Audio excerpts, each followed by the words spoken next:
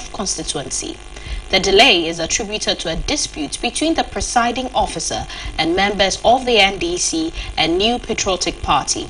The NDC expressed appreciation for the dedication of its members and agents who have been monitoring the collation process and reassured them that the leadership is prepared to ensure transparent and diligent management of the remaining procedures. They also encouraged their supporters to remain calm and united, emphasizing that their collective efforts will secure the victory the party believes Ghana deserves.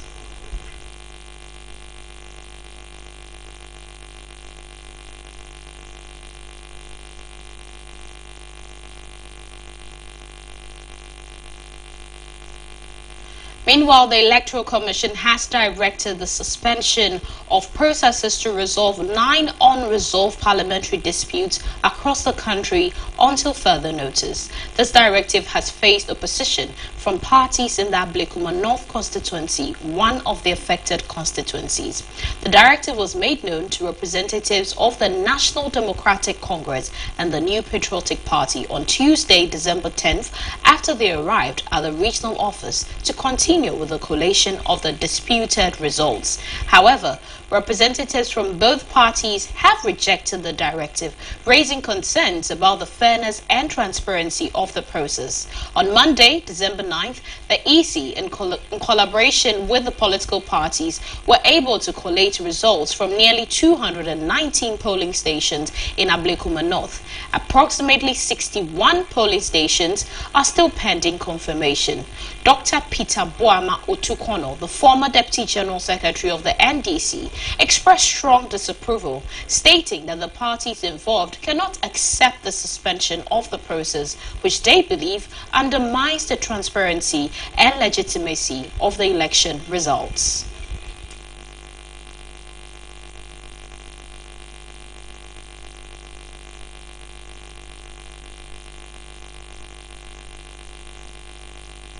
We're still on election-related issues. A tense situation unfolded at the Ghana National Gas Company Limited headquarters in Accra, as individuals suspected to be supporters of the National Democratic Congress reportedly gathered at the premises. The incident prompted a significant security response, with both soldiers and police officers deployed to the scene to maintain order. Eyewitness accounts indicate that the crowd attempted to forcefully enter the Ghana National Gas Company Limited premises, leading to a confrontation with security personnel. In an effort to disperse the gathering and restore calm, warning shots were fired by the security forces. The situation remains volatile, with tensions still high as security forces continue to work to control the crowd and prevent further escalation.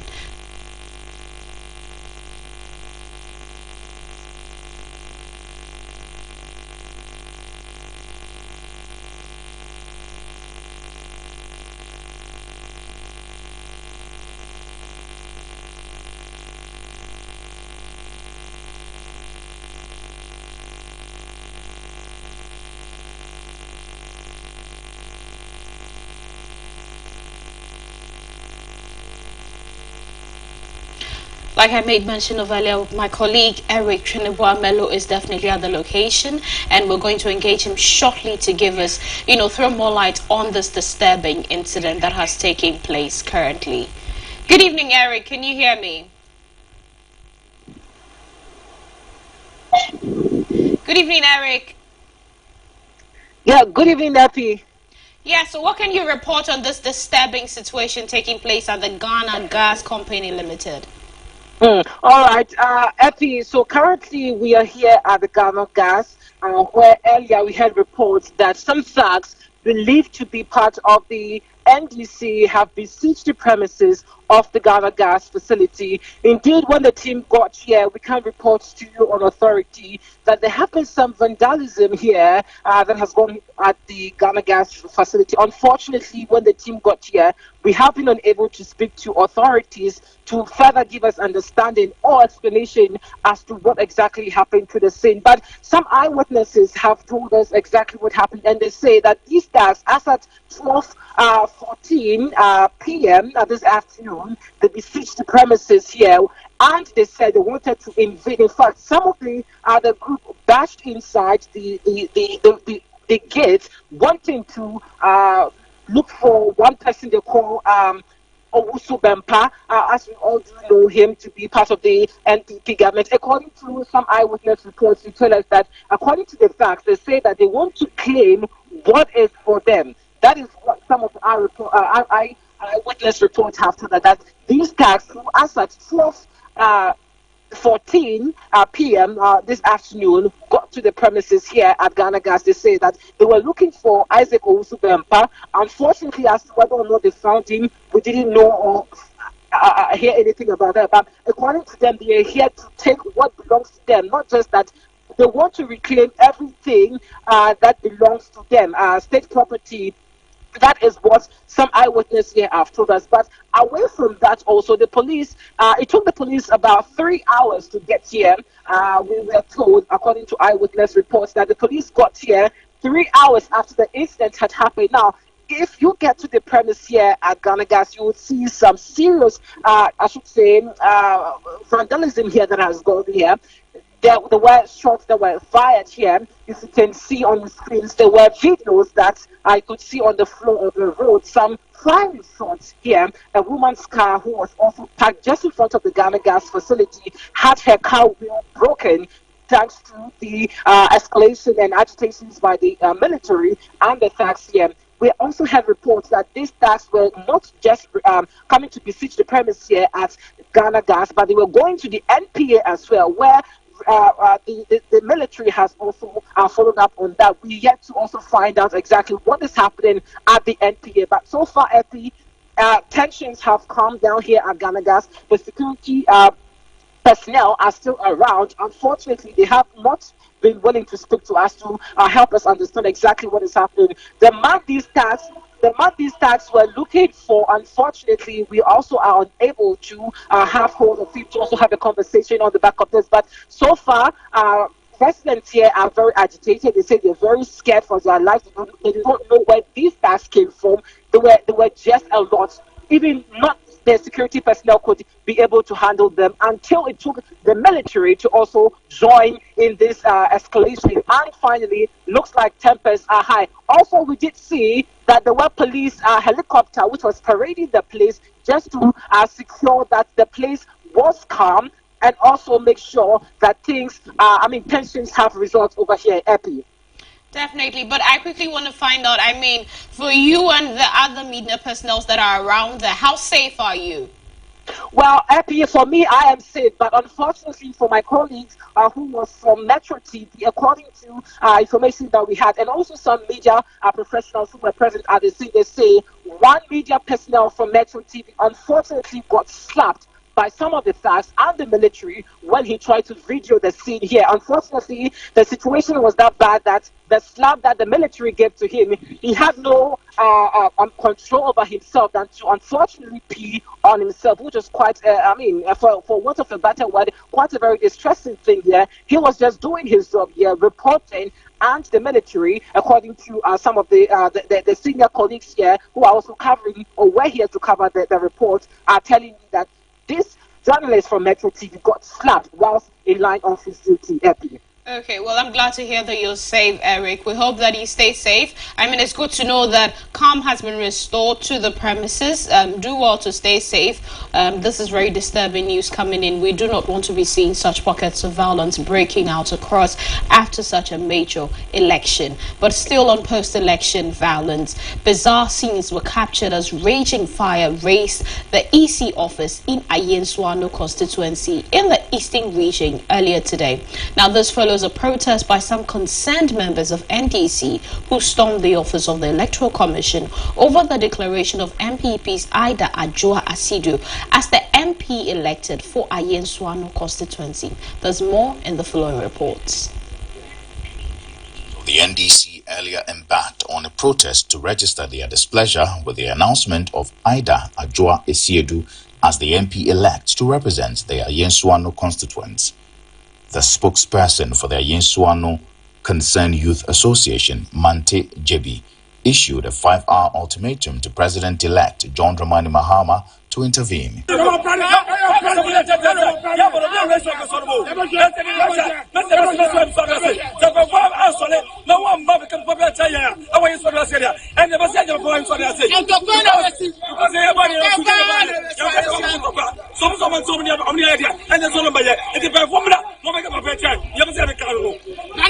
Just after supporters got to the EC office with a police officer on duty, the edifice was set on fire. While many described it as shocking, Yakubu Amudu, NDC constituency chairman for the Ayinsuano constituency, refuted claims that sympathizers of the party initiated the action. Before you go to police room, answer you do the police to gate now. You do on young fire young cook, young chinny ho, and son young Weber could do so.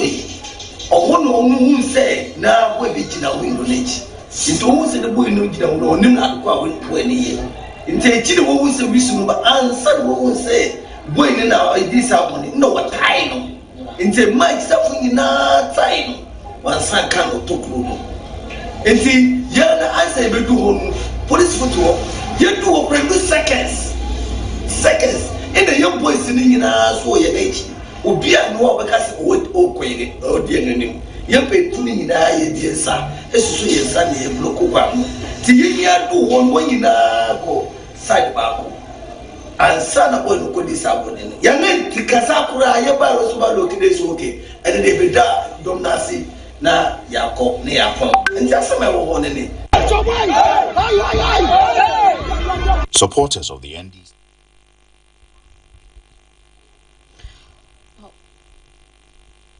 Definitely on the same issue, we're definitely engaging our Eastern Regional Correspondent, Moses Osei Mafu, who is currently in Eastern Region, to actually throw more light on this issue. Moses, good evening. Welcome to ABC Prime. Thank you very much, and thanks for having me. I want to find out what led to this violent destruction in Ayinsuano.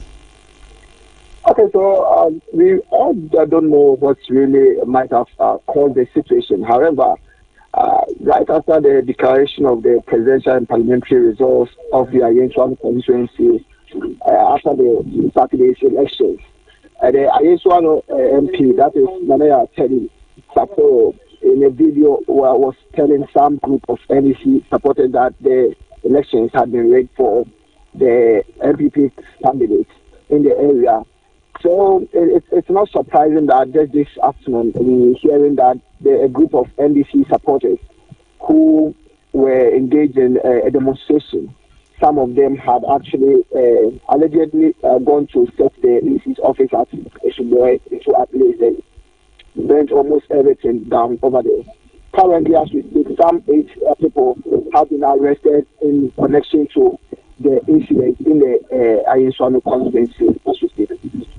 Okay. Currently, what is the current security situation? I mean, has calm completely been restored? Not entirely, but we must say that there's been some calm at the moment, but not entirely calm as we can. We all expect that there's been some major improvements currently. Okay, but we do have security personnel on ground trying to restore calm. Yes, please. Yes, please. At the moment, we have some security around the Subai area, ensuring that there's total calm in the area. Okay, and can you report that is there any fatality? Aside the burnings, there hasn't been any casualty or any fatality at the moment in the area, but we are still following the happenings in the area to see what's actually going to happen after this very incident. Because some few minutes ago, I spoke to members of the MPP candidate side, and they were also telling us that if the current MP is not going to call his boys to order, they will also resort to retaliate in equal measure. So that's the situation at the moment. But has the police or the security personnel been able to make any arrests? So like I earlier indicated, the police have so far arrested some 8 persons in connection to the incident. Definitely. Okay. And what is the situation in Nsawam? Because we understand that some persons have actually blocked the road. fact, I'm unable to stick to that. But I've also heard that there's been some kind of blockage on the Sound and the Kumasi Highway. However, I'm unable to speak to that at the moment. But I'm following to see where exactly the incident is taking place. Okay, thank you so much. That's our Eastern Regional Correspondent, Moses Osei Mafu. Giving us, the situation currently at AN1. Very disturbing information and very destructive behavior, because setting ablaze the EC office, something that we should not engage in. But still on post-election violence, personnel of the Ghana Armed Forces successfully thwarted an attempted takeover of the Ghana Ports and Harbours Authority headquarters on Tuesday, December 10th, averting what could have been a major disruption to the operations of one of Ghana's key economic institutions. The incident, which captured on video and circulated on social media, shows a crowd of unidentified individuals attempting to breach the gate of the GAPOA headquarters. The swift response of military personnel who were stationed at the site prevented the intruders from gaining access and restored order to the premises. The attempted takeover began early in the day when a group of unidentified men converged at the entrance of the GAPOA headquarters. Witnesses reported that the crowd, numbering the dozens, displayed aggressive behavior and attempted to force their way onto the premises. Military personnel stationed at the facility quickly intervened, forming a barrier and pushing back the crowd. Footage from the scene shows tense moments as the military confronted the group, using measured force to prevent them from breaching the gates. The situation was eventually brought under control without any reports of injuries or significant property damage. However, the incident raised concerns about the increasing wave of attempted takeovers targeting government institutions across the country.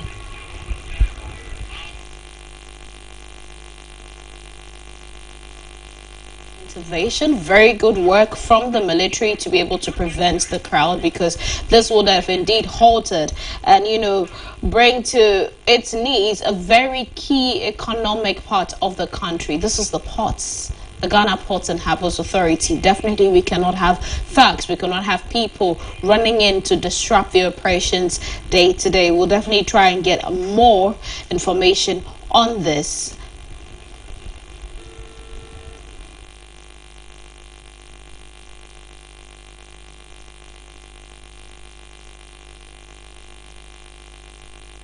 Looking at it, and as you can see on your screen, this happened earlier today. Very, very disturbing situation that was taking place there. Actually, there's the premises of the Ghana Ports and Harbours Authority. That's their headquarters, and these are a group of people unidentified. They are unidentified, and you can also see that the military did form more like a barrier to prevent them from actually gaining access to the premises, which is very, very good on their part. We'll definitely be trying to get more. We'll be speaking to a security analyst who is actually going to be helping us understand how these, happenings can be controlled. Because if you've been focusing or listening, we'll definitely realize there have been pockets of violence across the country. We've been joined by security analyst Adib Sani, and he's going to help us understand how these happenings can be controlled. Good evening, Sani. Adib, you're welcome to ABC Prime. Good evening. Thank you for having me. How do we effectively manage and control these post-election lootings and violence that's happening across the country? Law enforcement. In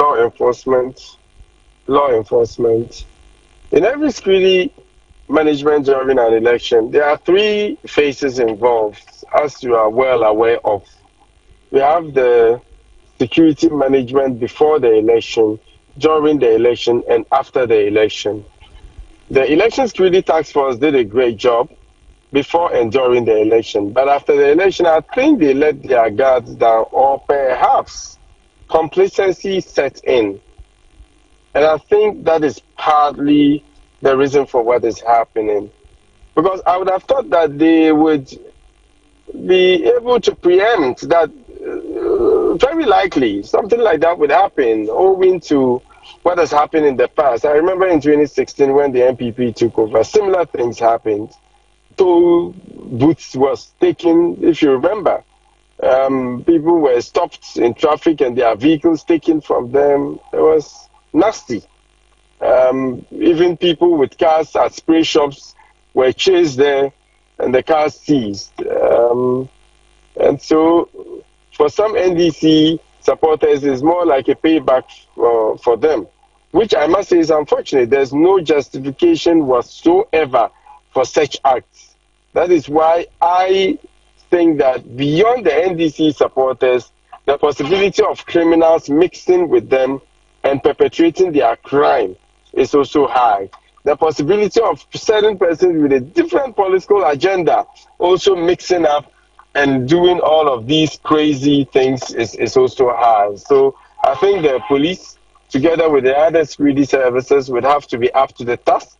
They need to own it and ensure that this nonsense stops. Definitely. But, arguably the country is recording a phenomenon of mass hysteria, and the security intelligence should be proactive on the front, do you think? Yes, absolutely. It's a new dispensation, and these things unfortunately do happen. You cannot discount it anytime there's, a change in government. And I find that very unfortunate, very unacceptable. And I've spoken with a number of high-ranking NDC officials who find it very repulsive, very disgusting, And so I would expect that the security services take this up and deal with it expeditiously. I've also heard people talk about the fact that a lot of these guys were in NDC t-shirts. And I said, look, be careful. The fact that someone is in an NDC t-shirt doesn't automatically make the person an NDC member. There are instances armed robbers would rob and speak a different language other than the language to throw you off. Some time ago, a church was attacked by land guards who claimed the church was on their land. They were wearing MPP t-shirts just to throw people off, only for us to realize they were nothing but, criminals. So we need to be careful. This is not NDC MPP. This is about ensuring the right thing is done. This is about protecting the peace and security of the country. And this is about accountability, most importantly. Definitely. Finally, before I let you go, Adib, why are we seeing such impunity with some irate groups vandalizing state properties and police installations even after passing the vigilantism and other related offences law? You and I know that we have almost every law to guard every aspect of human life, but enforcement is always a challenge. At a point, even the Ministry of allegedly engaged a land guard to take care of, to protect government lands. Who is supposed to be the #1 protector of the land against land guardism? Is it not supposed to, at least one of the key stakeholders is the Ministry of Lands? Yes. But they engaged JATO to take care of government lands, So enforcement of the law has always been a challenge, and because of that status quo, a lot of these people are emboldened and to continue perpetrating such illegality. Oh, definitely. Then I believe the security systems have to put in more. Also, the various institutions and appropriate, forces have to put in more when it comes to enforcing these laws. Thank you so much for your time here with us, Adib Sani. He happens to be a security analyst. We've actually been looking at the disturbing issue of some unidentified thugs or people who actually try to take over the headquarters of the Ghana Ports and Harbours Authority earlier today. We'll still be trying to engage later on with the General Secretary from the Peace Council, so we'll definitely try and get him on the same issue. But you're watching ABC Prime. Moving on to election-related issues still, the Coalition of Domestic Election Observers has condemned the violence and disruptions that have marred the coalition process following the December 7, 2024 presidential elections. In a statement that was released on Monday, December 9, 2024, CODEO expressed its concern over incidents that included the burning of the Electoral Commission's Collation Center in Damongo, located in the Savannah region, and the destruction of key electoral materials such as pink result sheets. CODEO, representing the advisory board and its member organizations, praised the professionalism of security agencies during the voting, counting, and collation processes. However, the organization noted that despite a generally peaceful election day, there were reports of violence, intimidation, and harassment after the polls closed. These incidents have disrupted the collation of both presidential and parliamentary results, hindering the smooth conduct of the electoral process. CODEO strongly condemned the violent takeover of government offices and properties by supporters of political parties. In its statement, CODEO urged all political parties, particularly the National Democratic Congress, to take a firm stand against violence and to encourage peaceful engagement.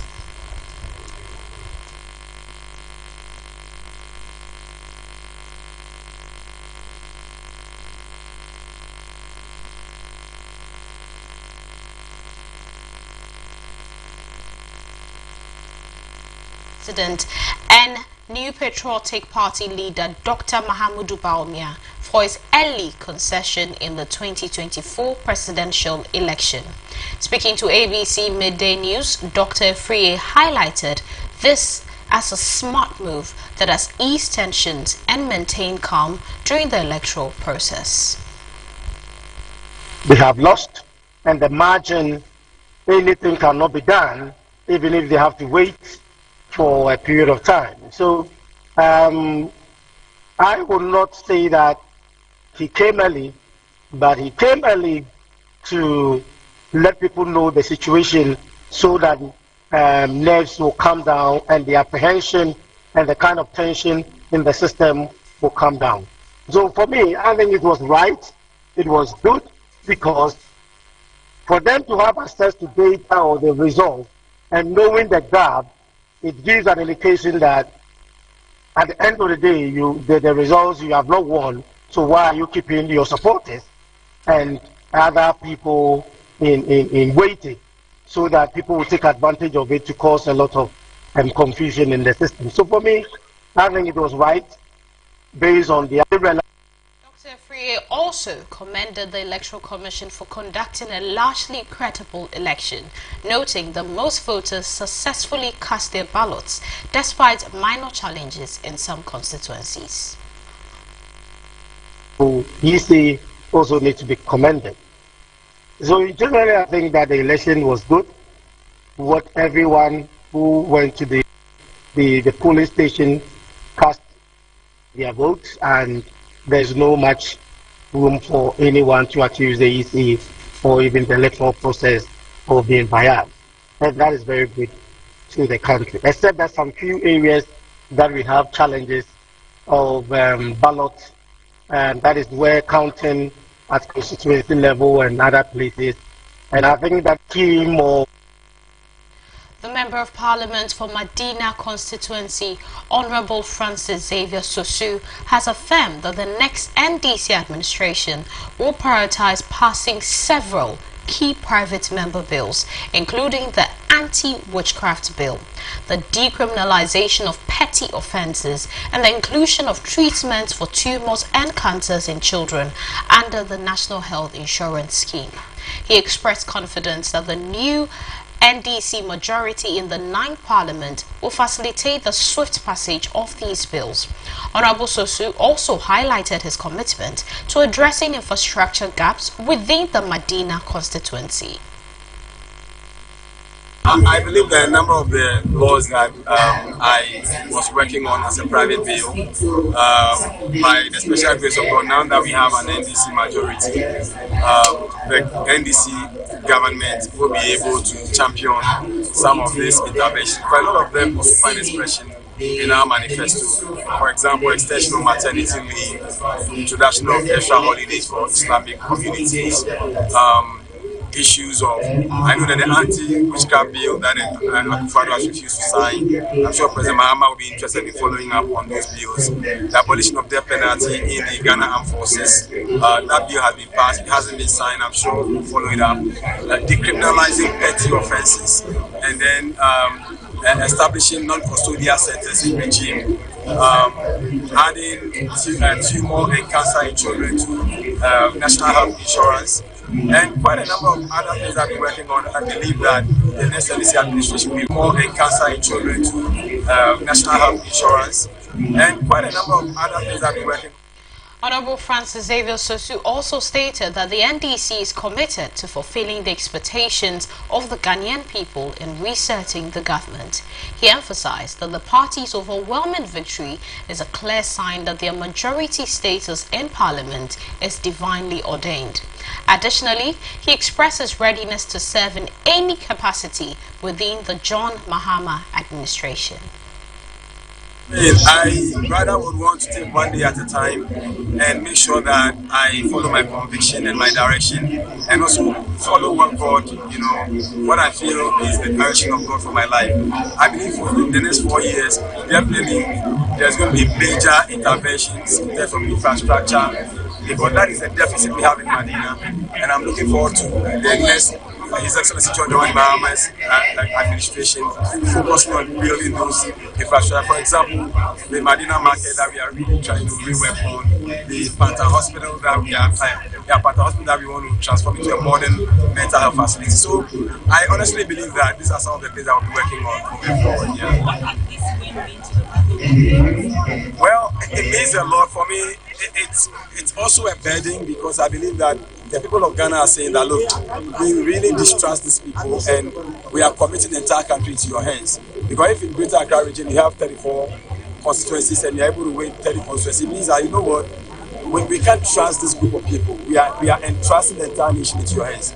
And to whom much is given, much is expected. So I know that people of Ghana are going to hold us to it, and it is my hope that we will definitely fulfill the expectations of the people of Ghana by resetting every part of this nation, so that Ghana can be.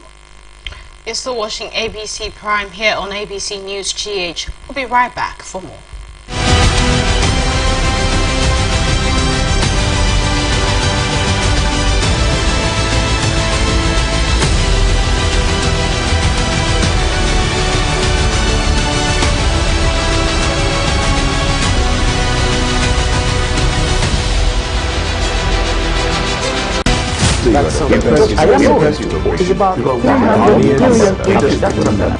This is where the headlines are probed.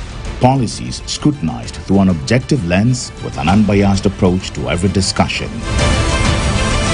Key in to a series of pulsating conversations with the hard questions. Why do you still want to run when you have failed? I haven't. What do you mean by failed? In-depth analysis of policy proposals. If it is a temporary program, why do we want to still create another gold reserve exchange program also to address a temporary issue? If you introduce a temporary measure and you realize that the temporary measure works and is sustainable, you have to rethink whether or not it should just be temporary. And every agenda and positions intellectually debated to set the record straight. Look, you've still not answered the question now. Go on. Question is, if Article 78(1) is anything to go by, your ministers of state largely are supposed to come from the parliament. Yes. The law says that not less than 10 and not more than 19. So these are your cabinet, your ministers of state you're going to get. How do you intend to resolve? Have you thought about managing that hurdle? Absolutely. If I hadn't, I probably would not get on the fray to do this. On Focus on ABC, we focus on the matter, the personality, and the answer beyond the rhetoric. Focus on ABC shows every Thursday at 7 p.m. only on ABC News Ghana Television.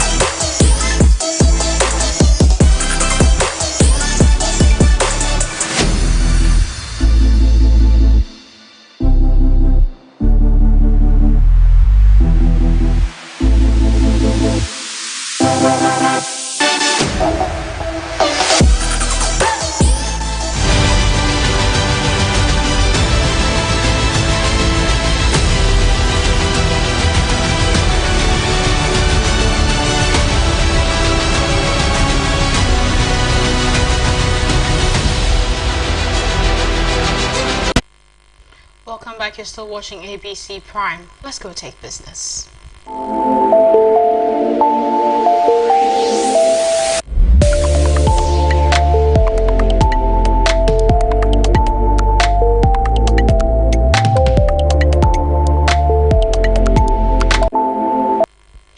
Fiscal consolidation efforts in sub-Saharan Africa, including Ghana, will gain renewed focus in 2025.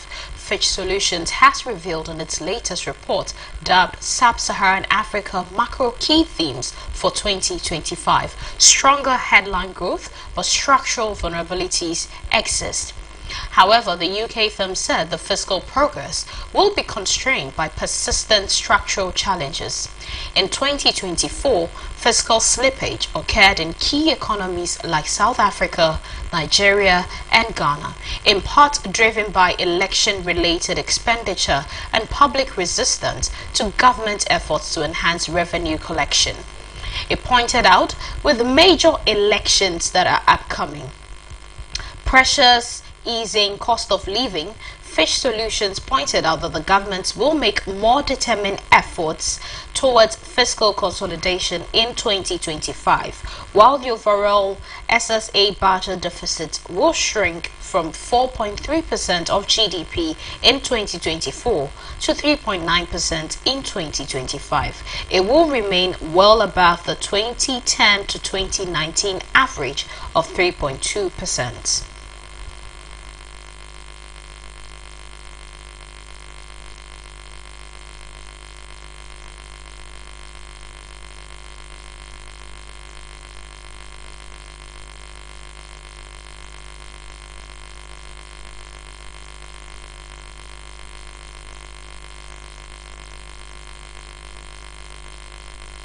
We'll be heading straight to look at more local stories, and let's head straight into education. The West African Examination Council has disclosed that delays in the release of funds from the Ministry of Education are affecting the timely completion of post-examination processes for the 2024 West African Senior School Certificate Examination. In a press release issued on December 9th, WAEC revealed that although the marking of essays and practical components was completed on November 29, 2024, the scanning of objective test cards had been stalled due to the breakdown of scanners. This delay has been attributed to the lack of funds that are needed for the repairs and other operational activities.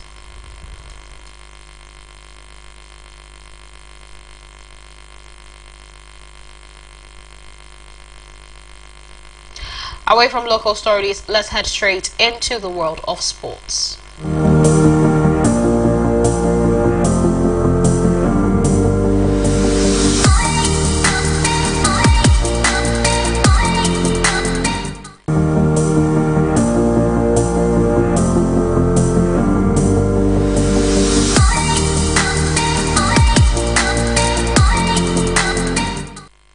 Champions League football is back tonight with an exciting lineup of matches to conclude the group stages.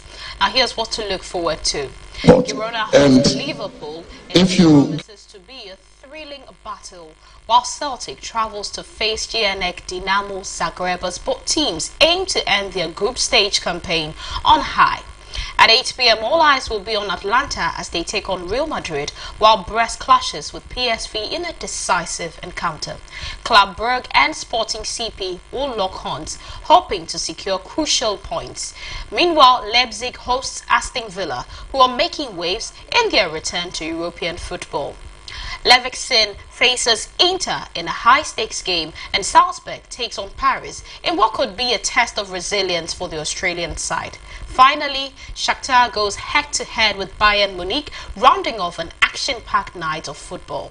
With so much on the lineup, tonight's matches are sure to deliver drama, goals, and definitely unforgettable moments.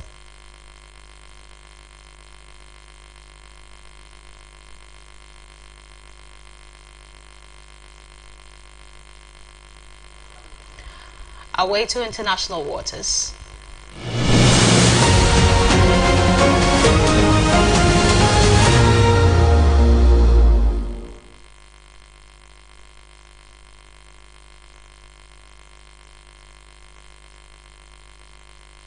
Zambia's Constitutional Court has barred former President Edgar Lungu from running for re-election in 2026, ruling that he has already served the maximum 2 terms allowed by the Constitution.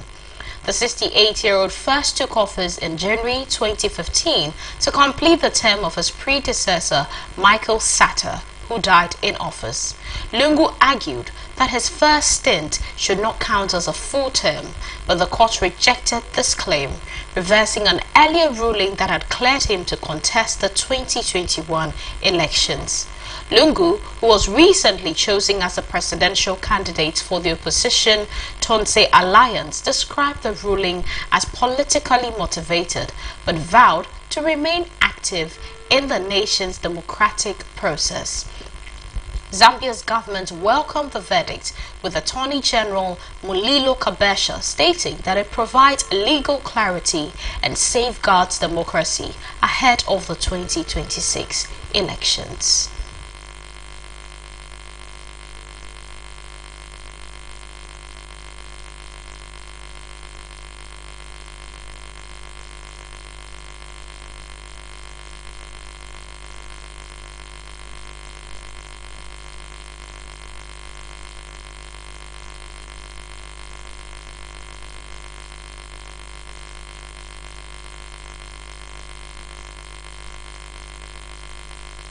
Presidential candidate for the opposition Tonse Alliance described the ruling as politically motivated, but vowed to remain active in the nation's democratic process. Now, Zambia's government has actually welcomed the verdict, with Attorney General Mulilo Kabesha stating that it provides legal clarity and safeguards democracy ahead of the 2026 elections.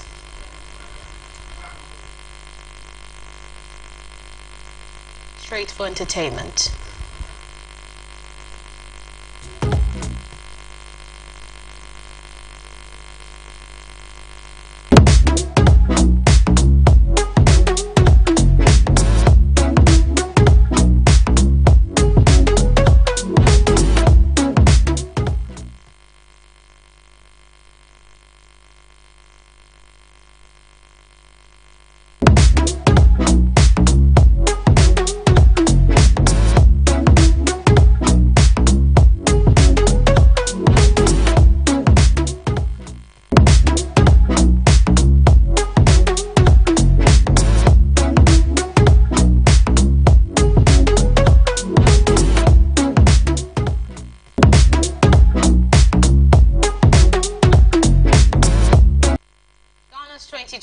General elections concluded on December 9, 2024, with the Electoral Commission Chairperson Jane Mentor officially declaring John Dramani Mahama as President-elect with 56.55% of the total votes that were cast. Beyond the presidency, several entertainment personalities have made significant political strides, winning parliamentary seats in what has become a landmark election year. Actor, businessman and now politician John Dumelo secured a resounding victory in the Yawaso West Wuogon constituency on the ticket of the NDC, unseating incumbent Lydia Sairam Alhassan of the NPP. This was Dumelo's second attempt after losing to Lydia Alhassan in 2020. He garnered 47,560 votes against Lydia's 39,214, flipping a traditionally NPP stronghold to the NDC. Music entrepreneur and founder of 3 music awards, Baba Sadiq Abdullahi Abu, emerged victorious in Okankwe Central, contesting on the ticket of the NDC. In his first election attempt, Baba Sadiq defeated incumbent MP Patrick Boama of the NPP, polling 15,383 votes compared to Boama's 14,989. The victory came amidst tense moments of disagreement during the collation process, but his first win signals fresh leadership for the constituency. Musician and outspoken political activist Kwame Asari Obeng popularly known as A+, won the Gomwa Central seat as an independent candidate. A+ secured 14,277 votes, beating the incumbent Nana Iya of the NPP, who received 11,637 votes, and Yasin Mohammed of the NDC, who polled 10,112. Formerly affiliated with the NPP, A+'s decision to run as an independent came after disagreements with his former party. His victory is seen as a major upset in the constituency, leaving the incumbent MP and leaving her supporters in shock.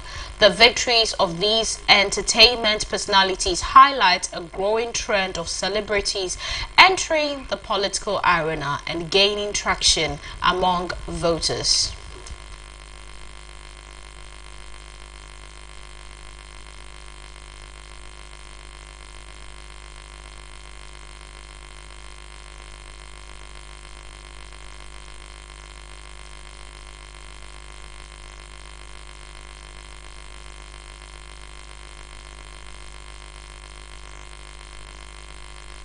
We'll take one more local story before we bring the bulletin to a close. Now, a group of youth believed to be supporters of the National Democratic Congress reportedly ransacked the Bono Regional Forestry Commission offices on Monday, December 9th. Armed with machetes, the group forcefully seized 2 patrol vehicles belonging to the regional office, which also houses the Sunyani Forest Services Division. The intruders also made away with confiscated chainsaw machines, motorbikes and other items that were stored on the premises, causing significant disruption and property loss. At their Chimoto office, the youth were seen chanting, "Our government is now in power," as they stormed the facility early this morning. The stolen items include 24 air conditioners, laptops and other essential equipment belonging to the commission. In addition to this, the intruders attempted to seize the keys to newly acquired vehicles but were unsuccessful in doing so. The break-in has raised concern over security at state-owned properties, particularly following the political transitions after the 2024 elections. Authorities have not yet confirmed whether the incident is directly related to the current political climate.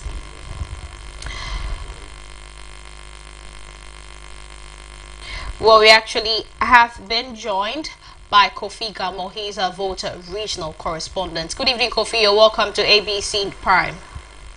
Good evening. Thank you for having me. What report can you give us on the violence that took place in the Volta region? Well, I'm not sure if I can describe the incident as a violent one because the young men who had gathered at the residence of the MCE for were actually prevented from entering the house of the residence of the DCE by police officers. So there wasn't any act of violence there, but of course the guys had actually attempted to gain access to the residence of the MCE, but the presence of the police actually prevented that incident or that act from being carried out by the young men who had actually gathered there. So then for you currently there was nothing that was violent? As far as what I know per my checks about the incident that happened earlier this afternoon, there wasn't any incidents of violence, but of course the youth had gathered there in agitation over allegations that the MCE had hoarded a good number of bags of fertilizer in his residence, and so in their effort to ensure that those inputs are actually not dissipated amongst party people, they actually got in there with the intention of preventing any attempts to convey those items from the residence of the MCE to any other place that may not be a legitimate place for these items to be taken to. I tried to speak to guys of the group, or some of the guys that we all saw in the videos that went viral earlier this afternoon, but I've not been successful in that. However, I was able to speak to a constituency executive of the NDC here in the whole central constituency, who confirmed that indeed that action actually took place. And even though those guys who were seen in the videos were people that belong, who they knew as members of the party, these actions were not sanctioned by any a member of the party or any executive of the party, but he confirmed to have heard about the incident and has also seen videos of the incident that actually went viral. But of course, I've also tried to speak to the MCE, who told me that indeed there was a consignment of about 400 bags of fertilizer to him from somewhere on Thursday. And because of the late arrival of the consignment, he had intended to, or decided to, lodge the consignment in his residency, because of the fact that by then, by the time the consignment was actually brought in, the offices, the assembly's offices had already closed for business of the day, and so there was no other place for this consignment to be taken to. That actually informed his decision to decide, to actually send the consignment to his home. And the intelligence or this information getting into the notice of these young NDC people, they are actually gone in there following the declaration of their party winners of the 2024 general elections. And so because of their attempt, as I mentioned earlier, to prevent anybody from conveying these items to illegitimate people, they actually got in there to mount kind of a guard against, just to protect this consignment from being taken to somewhere else. And so in my conversation with the MCE, he confirmed that indeed these items had actually been brought in. But I also asked whether these items were actually meant for his personal use, maybe probably for campaign, seeing that we were getting closer to the elections later on Saturday, which of course was the weekend, or it was meant for the assembly's project, so that, for instance, these items are meant for distribution amongst farmers in the assembly. But he told me that when the items were brought in that Thursday evening, it wasn't accompanied by any official document or a way bill for him to have been informed on whether the items were meant for him or were meant for the use of the assembly, as in being distributed amongst farmers here in the Volta region. But of course, he has also flatly denied the allegations that he was attempting to hold these for to be distributed among cronies of the party or his henchmen.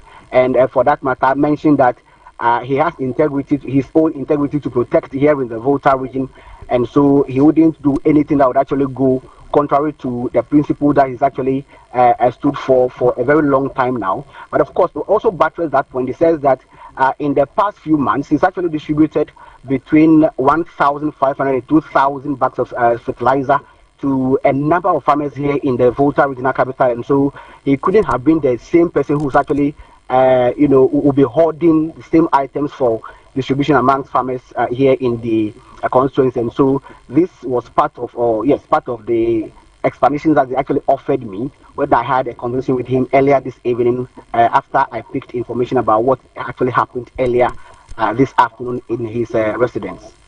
Definitely. Kofi, finally, before I let you go, I mean, has calm been restored? Calm has been restored. I have not been there this evening, but calm has been restored. Even with the earlier pictures and videos that we saw, you realize that the guys, even though were actually agitated, for the presence of the police, they've actually been able to tame any action that they may have actually intended to have taken.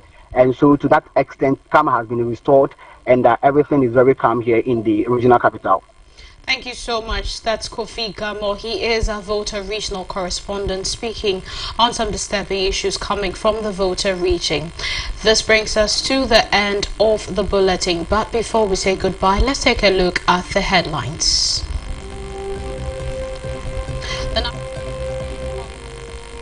Supporters to withdraw from collation centers following rising tensions across the country.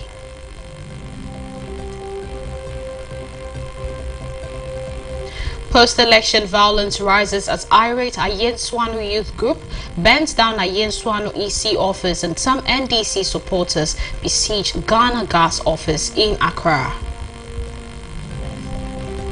NDC MPs expressed confidence in John Mahama to deliver on his promises and take Ghana forward. Kodeo corroborates EC's election results with its latest reports. Zambia's constitution has barred former President Edgar Lungu from running for re-election in 2026.